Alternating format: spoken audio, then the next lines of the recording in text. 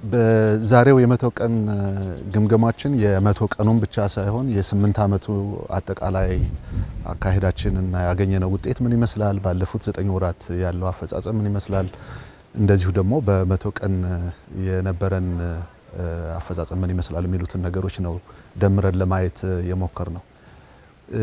እንደ በሪፖርቱ ላይ በግልጽ እንደተመላከተውና እኛም በተግባር እንደምናውቀው በተለይ በኢኮኖሚ ዘርፉ ባለፉት 8 አመታት በ9 ወሩም በመቶ ቀናትም የታየው አፈጻጸም እጅግ በጣም ከፍተኛ ነው። በአማካኝ እያደግን የመጣንበት መንገድ የዘርፎች መዋቅራዊ ሽግግር ከግብርና ወደ ኢንዱስትሪ እያደረግን ያለነው ሽግግር በግልጽ በሚታይ መንገድ እየመጣ እንደሆነ አይተናል። በተለይ ደግሞ ምርትና ምርታማነትን በሚጨምሩ ስራዎች ላይ የዜጎችን የኑሮ ጫና በሚቀንሱ ስራዎች ላይ የተከናወኑ ተግባራት እንደ ሀገር የጀመርናቸው ኢኒሼቲቮች፣ ሪፎርሞች ትልልቅ ስኬቶችን እያመጡ እንደሆነ አይተናል። በማኑፋክቸሪንግ ኢንዱስትሪ ዘርፉ ቀደም ሲል ከነበርንበት ዝቅተኛ የኢኮኖሚ መሰረት አሁን መሻሻል እያሳየ የመጣ እንደሆነ ገቢ ምርትን በመተካት በኤክስፖርት የውጭ ምንዛሬ ግኝታችን ለማሳደግ አዳዲስ ኢንቨስትመንቶችን በማምጣት የማምረት አቅም አጠቃቀሙ በጣም ዝቅተኛ ከነበረበት አሁን ያደገበትን እና አዳዲስ የሀገር ውስጥ ባለሀብቶች በመካከለኛ በአነስተኛ ኢንዱስትሪዎች በከፍተኛ ኢንዱስትሪዎች በመግባት ያመጡትን ውጤቶች በዝርዝር ለማየት ሞክረናል። ይህንን ይበልጥ የማጠናከር ስራ መስራት እንደሚገባን እና ለዚህ የሚሆኑ አስቻይ ሁኔታዎችን መንግስት በመፍጠር በኩል ምን ተግባራት መከናወን እንዳለባቸው ያየንበት ነው።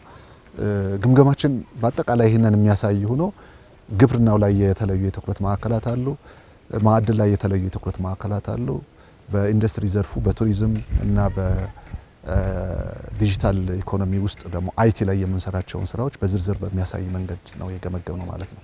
የማኑፋክቸሪንግ ኢንዱስትሪ እድገት በሁለት ዲጂት ነው እያደገ ያለው። እንግዲህ ስንጀምር የነበረው ከ4.7 እና ከ4.8 የበለጠ አልነበረም እድገቱ።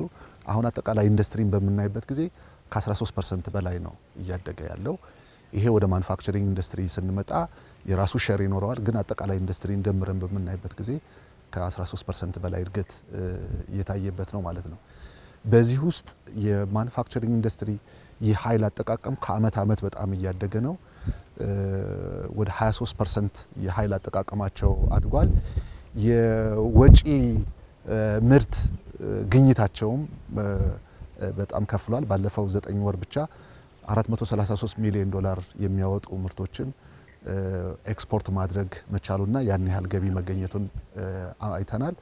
ከገቢ ምርት በመተካት በኩል ልዩ ትኩረት ተሰጥቶ ነው የተሰራው። ባለፉት 9 ወራት $4.85 ቢሊዮን የሚያወጡ ምርቶችን በሀገር ውስጥ መተካት ተችሏል።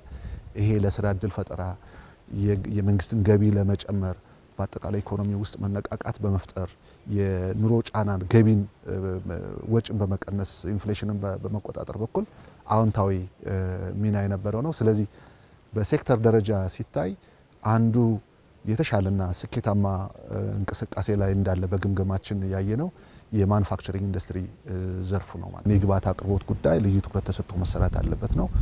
ሁለተኛ አሁን የአነስተኛ መካከለኛ ኢንዱስትሪዎች፣ የከፍተኛ ኢንዱስትሪዎች የፋይናንስ ፍላጎታቸው በጣም ነው እያደገ ያለው። ይሄ በጣም የተነቃቃ ሁኔታ ስላለ ይህንን የተነቃቃ ሁኔታ የሚመግብ የፋይናንስ አቅርቦት መኖር መቻል አለበት። ስለዚህ አንዱ ትኩረት ተደርጎ የተነሳው ለኢንዱስትሪዎቹ የፋይናንስ አቅርቦትና አጠቃላይ ስርዓቱ የተሻለ መሆን መቻል አለበት የሚለው ነው።